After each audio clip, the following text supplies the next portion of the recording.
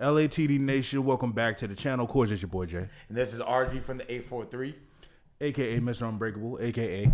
Rodney. Yes, sir. Yes, sir. And we are back again with another quick review of the long-awaited 5th season of the most unadulterated, most compassionate, most passionate, most brutal, most violent, but ironically has the most to say show called The Boys. Yes, sir. We're finally back with season 5 of The Boys after a 2-year wait. And this is kind of a homecoming for us because, I don't know how many people were around when we first started the channel.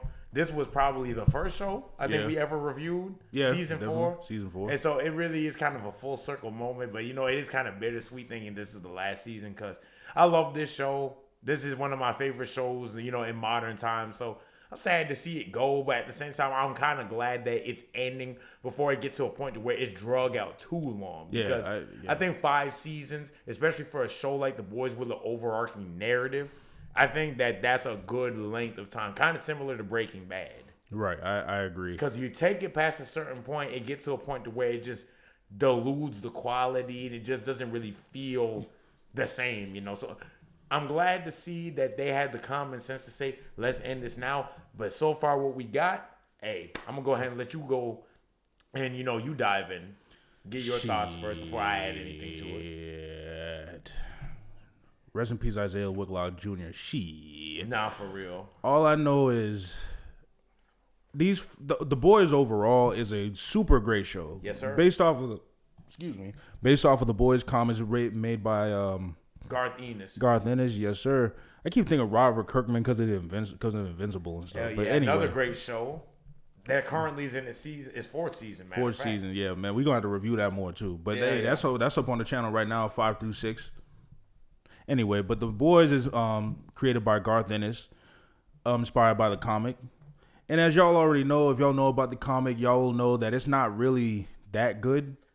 It ain't really saying shit. It ain't saying shit at whatsoever. But this takes it and flips it and makes it more of a commentary about how we idolize, celebrities and how the superheroes are like celebrities in this universe.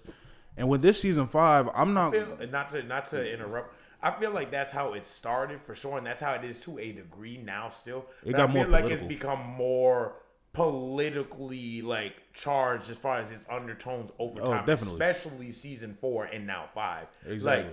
It's definitely mirrors our current reality. We're not gonna get too much into it, but let's just say, you know. If you know who Homelander is supposed to represent. That's been pretty evident, really, in my opinion, since I would really say since season 4. Well, 3 and 4. 3 and 4, yeah. Yeah. But this is really where it's at its peak. At its peak in terms of that comparison. But hey, we're not gonna say too much on that. But getting into this first episode real quick, I thought it was really good. It was good to see Carl Urban as Billy Butcher back. It always is. It was good to see Huey Campbell, Jack Quaid, Anthony Starr as Homelander, Mother's Milk, played by Laz Alonso, and so many more, or Aaron Moriarty as Annie January, aka Starlight. It was good to see them back in here in the fold. And we kind of find them pretty much not immediately after the end of season 4, because it's stated that it's been about a year since they've been in prison. And one thing they did mention also, because if you watch Gen V, you know that at the end of season 2, all of them, like Maria and all of them, they basically escaped Godolkin, and then they ended up being recruited by Starlight, as well as A-Train. A-Train. Yeah. So it kind of picks up a little bit after that, and it's stated that group is pretty much gone off the map. They pretty much gone, missing or whatever the case may be. And the Starlighters ain't having too much luck, and he's starting to kind of feel the weight and the responsibility of that for sure. So you want to make this spoiler review? Might as well, because it's been out for long enough. I will say this: I enjoyed the first 2 episodes. First of all, I like that. It's funny how they're all in concentration camps, essentially. Yeah, Homelander concentration camp. And it's crazy how Homelander basically has the president in his back pocket. Yeah. He essentially runs the country now. Now that was derived from the comics too, though. Yeah. But in this case, Victoria Newman was supposed to be the one, but we saw what happened in season 4 at the end. I don't see. Good old Butcher, just screwing shit up as usual. Yeah, and that's the thing, man. I'll put it like this: Anthony Starr is putting a foot in his ass in this role. Like what? Like this man is going off the rails, crazy. This is probably the craziest we've ever seen him, and he has the most power here than he has ever had. I would definitely say this is definitely the craziest we've seen Homelander, but to think that it's only the very beginning of the season, 2 out of 7, 8 episodes or something 7, 8 like episodes, yeah. So he's only going to get crazier, and we've seen in the trailer him sitting in the White House, in the Oval Office. So at some point, I kind of feel like they're going to make him president. Yeah, either that or he's just going to go off the rails to the point where he just sits in the president's office anyway and just makes himself the president. I wouldn't be surprised. Because he did mention, like, if that Flight 37 video would have came out, he was going to go crazy. He would have nothing else to lose. Yeah. And that's what happens in here. Like, the Flight 37 video comes out. In the very beginning of the season, the very first really set piece. Yeah, exactly. Like Annie or Starlight, she's dressed up as one of the firecracker girls, which I just kind of put 2 and 2 together on why she firecracker. Anyway, she's one of the firecracker dressed up as one of the little dancers in the little Turning Point USA inspired expo that Homelander has, and she releases the Flight 37 video, but of course with it being kind of mirroring modern day. Oh, it's AI. Yeah, it's a deep fake AI type of stunt and everything. And that's one thing I do like about The Boys is how they've always kept up with the current times. I agree. Always done that. I definitely agree. But you did see for a brief moment, Homelander was really about to go off, though. Oh yeah, he was about to go insane. Like he was, like he had his eyes red, ready to go crazy. Yeah. But then, what's her name? Sister Sage. Thank you. Calmed him down. Yeah. Calmed him down. And then we go over, and then they talk about how he's doing and how he's handling everything, and he's not really handling it well at all. Because of the Flight 37 video, because y'all already know, Homelander is all about this big man baby narcissist who has to be in charge of everything unless everything's going to go down, unless he's going to go crash out. And everybody and as soon as somebody call him out, he don't seem so tough. And see, that's the thing about his character, though. Which, of course, Stan Edgar, I'll never forget how he pretty much told Homelander about himself to his face, and he ain't do nothing. Exactly, and that's the thing, though. He wants everybody to love him but at the same time, he doesn't do anything to really organically gain that. Exactly. And then we switch over to the Homelander. What do they call it? What do they officially call it in the show? What do you mean? Like the Homelander, the concentration camp. I can't remember exactly what it's called. Yeah, but it's essentially that, where they hold Huey, Frenchie, Kimiko. No, Kimiko got. That's right. Kimiko got away, but that's where they hold the rest of the boys, and then Butcher got away as well. And then that's when they try to save them. One of my favorite scenes in this show too, and one of my favorite moments overall in redemption arcs is really with A-Train, because A-Train is a part of the boys now. I guess unofficially. Yeah.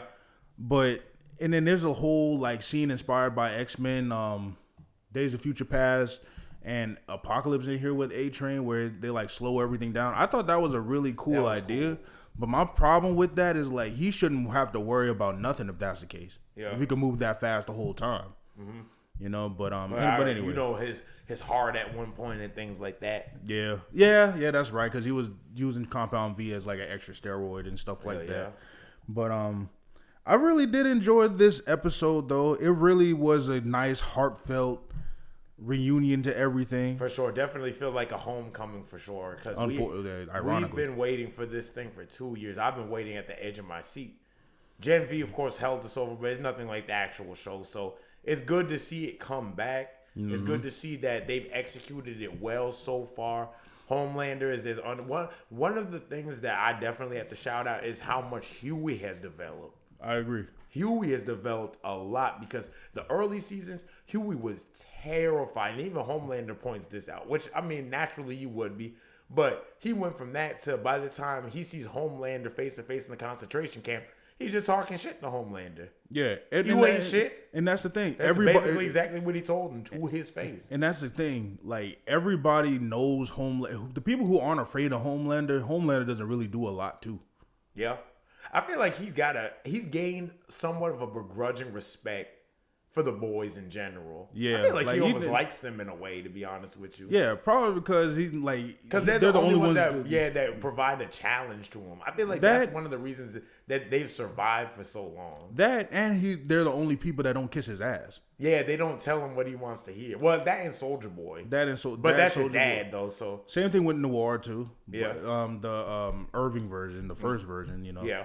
And that's another thing too. I like the little joke that they have. Like, this is a new version of Black Noir. Yeah. In here too. One character I always hated was the Deep. Oh yeah, the Deep is still as annoying as ever. Like, the Deep has gotten worse over it.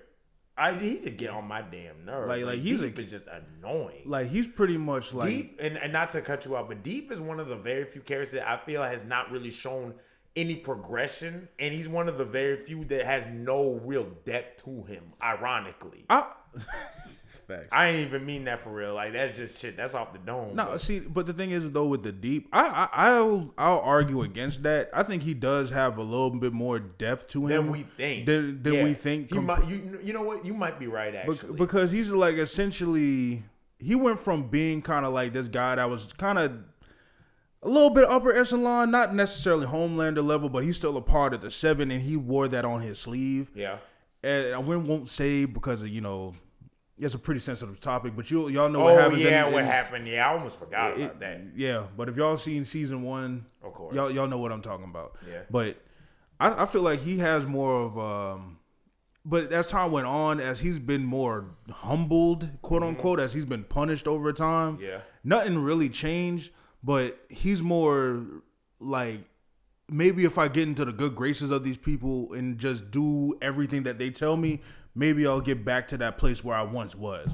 It's like, it's not a real growth in character. It's more of a de-evolution in a way. Exactly. But like a fake de-evolution in a way. I think he's genuinely, but my fault. No, but I think he's genuinely scared of Homelander. I think he's terrified of Homelander. And A-Train called him out, rightfully so. And you can tell that got to him.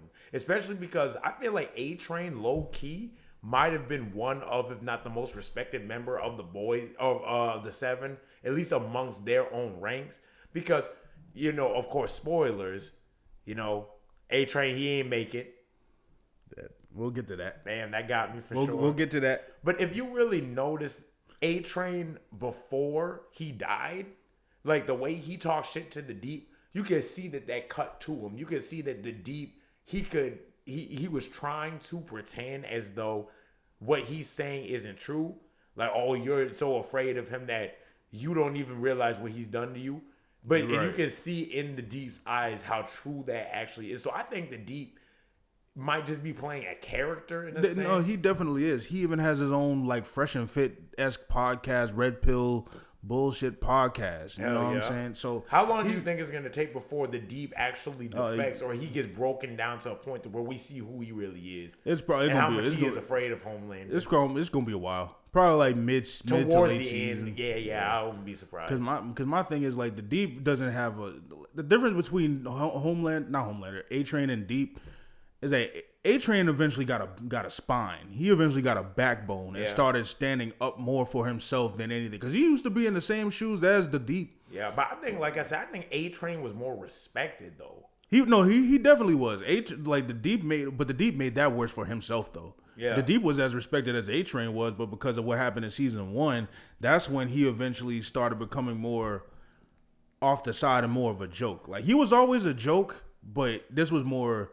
amplified and multiplied there. Yeah, and going back to like what I was saying before, like A-Train, he really did read Deep like open book, him and Homelander, because you can tell that Homelander took what A-Train said to heart, especially because after during and after the funeral, like you could tell how like guilty he felt at the fact that he did what he did, and which is more than you could say for almost any of his victims. And then even then also like after when he's just in the church and he's just talking to A-Train's corpse and everything, he's like calling him buddy and I loved you, man. I think I think he genuinely did. Yeah, and I think he did have love for A-Train, just like I think he had love for Noir. Yeah, no, he definitely did. He had love for Noir. I think he had love for everybody in there to a degree, but because of the way he was brought up, he doesn't know how to express it. He don't know how to. But the thing is, he's also narcissistic because even Now we're getting into season 2 look territory. At Maeve, I mean, the way not he season treated 2, her. episode 2. Yeah, look at Maeve, how he treated her, right?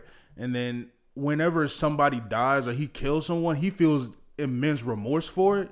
But it's not because of what he did. It's because what they did. They made him do that. Yeah, exactly. He's like, oh, look what you made me do. Exactly. That's why I started thinking, like, does he have, like, borderline personality disorder? He got something. Because, no, he's definitely a narcissist. But the thing is, with people with BPD, now, I won't go into that. But I think if I'm not mistaken from, like, some of the research I did, now I'm not calling myself an expert on this by any means, so please feel free in the comments or anything to tell me if I'm wrong. But I'm pretty sure they feel like a deep sense of like abandonment whenever people like die or leave them. Hell yeah. You know what I'm saying? And I think that was definitely evident with Soulja Boy. No, definitely, as far as his return. I think he looks at Soulja Boy. You can tell he wants Soulja Boy's approval because even when he comes back and everybody's like. He's trying to argue that Soulja Boy coming back was necessary, but everybody kind of sees through. It's like, no, you just wanted your dad back, basically. And see, that's the thing. That's kind of okay. No, well, in this case, not really. But it's because it's Soulja Boy. Because it's Soulja Boy. My Soulja favorite Boy. character, by the way. But no, that ain't why. That is why. Part of the reason why. But the thing is, I think with him, and that's if this was like a regular circumstance. In from a real world perspective, there's nothing wrong with that. Yeah. But this ain't a real world perspective. This is from a mass murdering superhero. Super psychopath, narcissistic psychopath who genuinely wants people to love. But that's the sad part about Homelander, like that can equate to in real life in a way. He wants genuine love from people. But the problem is he doesn't know how to express it because he never grew up as a regular person. Yeah. Not just kid, not just adult person. And he never knew how to be a human being. Because if you really notice that Homelander is one of the very few that never really had a secret identity. He's just only ever been Homelander his entire life. Like, exactly. I mean, he's referred to by his actual name being John sometimes, but I mean, when do you ever really see him outside of the suit? When do you ever see him that one time, other than that one time he met Sage? Exactly. Like, he's always Homelander. He's never been, like, for example, A-Train. A-Train was Reggie at one point. Mm-hmm. You know, he had a life before he became A-Train the superhero and became a member of the Seven. Right. All Noir, or well, not all Homelander is ever known is being Homelander. Right. He doesn't even refer to himself as his own name. Yeah, like, but that's ultimately like the saddest parts about Homelander overall. But at the same time, we still, of course, hold him accountable for his actions. Oh, yeah. And now we getting into season 2 territory now. Not season 2. Episode 2. Thank you. Episode 2. Now, but what I will say, go ahead. Matter of fact, you go ahead. No, first of all, this whole thing, that rock hard shit was crazy. Like, hey, yo. The character. The character. Yes, the character. The character. The show was as absurd as ever. You know, they always got to throw something foolish in there for sure. Yeah. Kimiko, by the way, you know, just random. She can talk now, which I am enjoying that. I'm kind of in the middle. Like, I enjoy it sometimes, but I also dislike it at the same time. Why? Because you're so used to how it's been before? Yeah. That's the only reason why. Like, I kind of like it, though, because it's like, it's the end of the show. You know, might as well. Yeah. And I like how her friendship relationship is really getting together. Has blossomed. Yeah. And, like, you know, as we know, episode 1 was about them escaping the prison, but this one is really more about seeing how potent the virus is. So that's what this whole season is about, trying to get the virus potent enough, ready enough in order to get rid of Homelander. Mm-hmm. But the thing is, they need somebody to test it on, so they go to the Teenage Kicks hideout and try to find a solid candidate who's at least like, you know, at least somewhat relatively durable as Homelander is. Yeah. And that's when the character Rockhard, is revealed to have let himself go and is literally just a pile of rocks. A literal mountain of a man. Yep. And it's that uses a speaker. Okay, go ahead. I'm sorry. They use it. Yeah, no, we're not going to mention some of that other stuff. He uses like a Stephen Hawking like speaker in order to communicate. And all he ever does. Foul-mouthed as he want to be. Right. Just like any other character in this show. Yeah. Really, if we being honest. Mm-hmm. One thing I did like about this episode is how MM was trying to give the lady, Madam Crow, something like that. Yeah. Lady Crow, something like that. Whatever her name was. Yeah, he was trying to give her an out. Yeah. A way out. Give her a second chance. 19-year-old kid. He's a father. So he understands it. Yeah, and that's the. I also did like how he poured one out for A-Train too. I agree too. One out for the dead homies, man. Yes, sir. And that was one of the highlights of the episode for me. But another big highlight of the episode was the fact that they brought back Soldier Boy.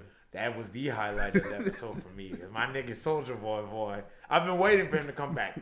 If you know me, Captain America is my favorite character in the MCU. One of my favorite superheroes in general.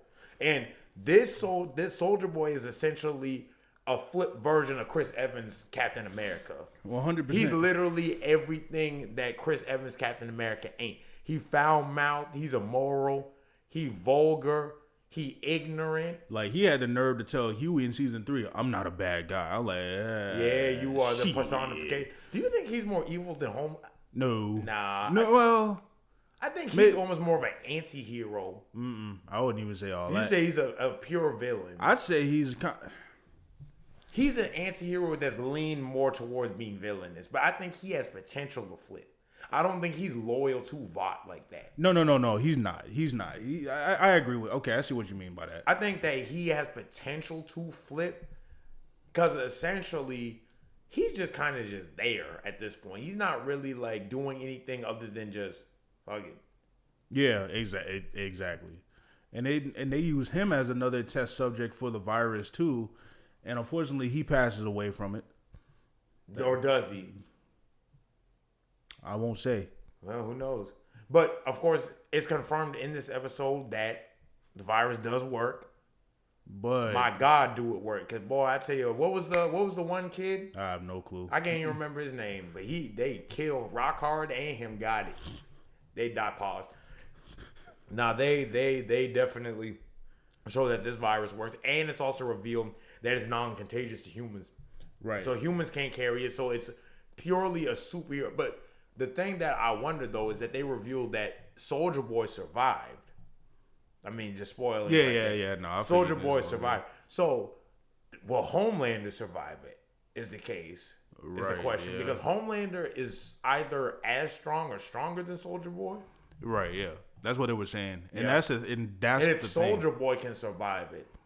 Because and that's what I was thinking too when the episode was happening. I'm like, Soldier Boy ain't gonna die. Like, yeah, that's why. Like, they're not gonna bring him back just to kill him off like that. But at the same time, he didn't have the same reaction to it like the other ones did. Facts. They threw up and everything. Like they literally were rotting from the inside, essentially. Yeah. So the Soldier Boy resisted. He just had his face is still intact and everything from what we see. Yeah, he just had acne, basically, essentially, and that's where I was like, yeah, no, he's not gonna die from this. There's no way.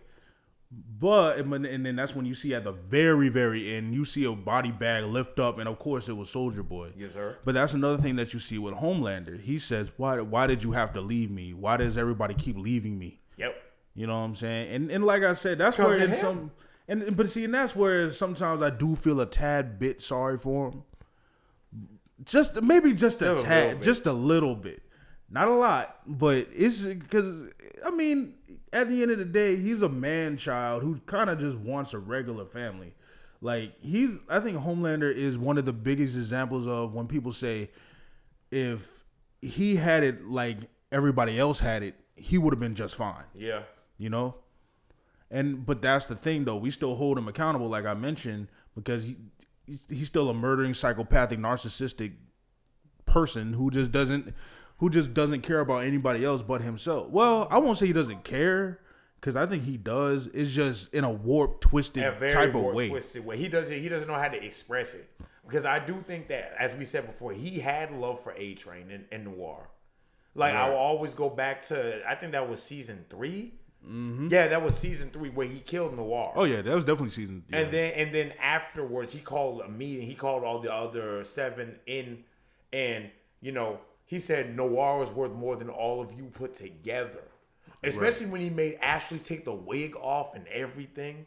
And just to embarrass her. Just to embarrass her. Yep. And then one thing, said Noir is worth more than all of you put together, and I genuinely do believe he meant that. Yeah, definitely. I agree too. And the thing is, one thing about Homelander, I don't think Homelander says things without meaning it. You know, right. I agree. I think Homelander is in some cases, in most. Cases. Yeah. I think when it comes to certain stuff, I do believe that Homelander is surprisingly honest about some of the stuff that he said.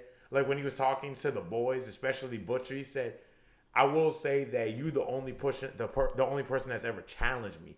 So I do think he do like Butcher. And I think he in do a crazy like the boys. in a crazy way. In a crazy sense, he likes him in a sense like almost like a Batman and Joker.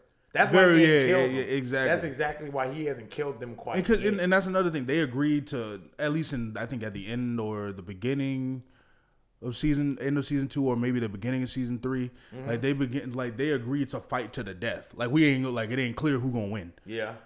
Just to give Butcher that satisfaction, just as like kind of in a crazy way as a friend would do. Yeah. And the thing is, because I feel like he respects the boys. He do, because it's like, because in a crazy way, because then the thing is, he could have killed them easily by now if he wanted to. Easily, yeah. He knew what he could have found them like in a day, and they could have been dead right there on the spot. Because he been knew about the Molotovs and just like the stash and everything that Huey and them had at the jail at the concentration camp. Right. He knew about all that, and Ben knew about it, but he's just like, I'll let him cook. Yeah. That's like I said, right. Those are his guys to a degree. Yeah. Now, obviously, I can't wait to see the final battle. You think they're gonna bring Maeve back? Oh, probably, more than likely. I wouldn't be surprised. Did they bring Storefront back? No.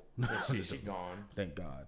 But she dead, isn't it? Yeah, she dead. I'm about to say, yeah, she did die because like she survived, but then she ended up dying after the fact. Yeah, I'll say this too. An interesting scene was when the makeup people, when Homelander was about to be on Firecracker How damn scared they were, and he's wondering why. I'm like, that just shows you he just doesn't understand what's going on. He has no self-awareness. Yeah, at all. Because he thinks everybody loves him. Or should love him. Because he saved everybody. No. In his mind, he thinks so.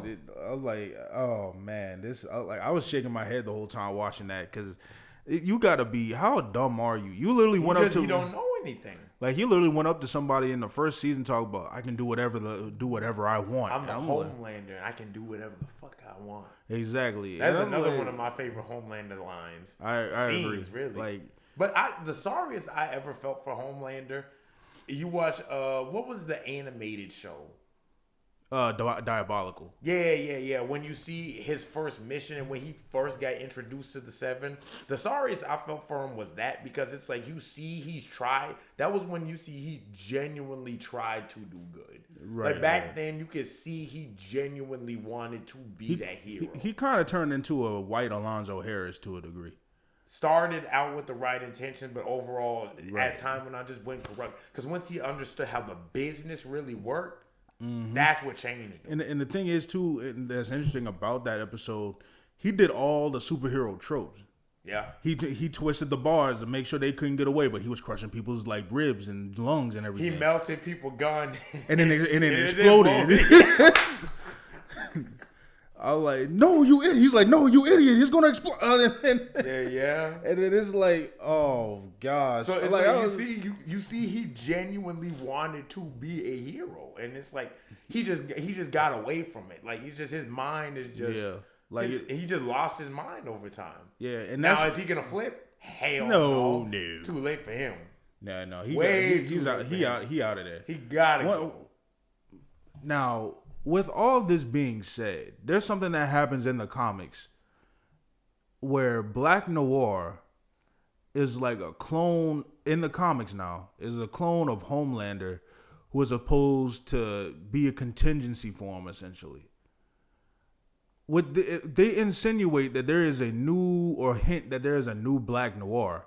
I really hope they don't go that route. I don't think they're going to. Yeah, but that's the only thing I'm worried about. Because if y'all know about the end of the comics, yeah.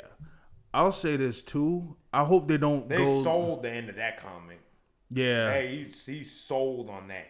Yeah, and the thing is, I hope that they don't mimic the end of the Boys either in the comics. I don't think they're going to. I really hope because it really, especially at this point, hardly resembles the comics at all. Yeah, I agree. Thank God for the better. Yeah, because that comic really was. It was just vulgar for vulgar's sake. It was just violent for violence sake. And yeah, it was just. Garth Ennis didn't like superheroes, and this is why. He let you know, yeah. But hey, with that being said, that's pretty much all I have to say. Great start to the season. Probably my most anticipated show as far as this spring, as far as like returning. Well, really this year, matter of fact. You know, so far I'm overly impressed. They're just as on point with their political commentary as ever. They're just as smart and subversive when it comes to their humor, dialogue, just overall writing. Only seems like it's either maintained that quality or gotten better. It almost seems like they've just gotten better over time. So I'm really excited to see where this season goes. And hey, that's pretty much what I have to say. Both these episodes, high heat. High heat, yep. As to be expected. 9 out of 10. Yes, sir. Yes, sir, collectively. But with that being said, I've been Jay. This has been Rodney. We're LATD. We got more videos coming soon. Stay tuned for more reviews from The Boys. Yes, sir. Season 5. Oh, yeah. We're going all the way, just like Season 4. Oh, hey, it's only right. We got to finish it the right way, you know? Definitely, man. Definitely. But with all that being said, God bless y'all. Y'all have a good one. Peace.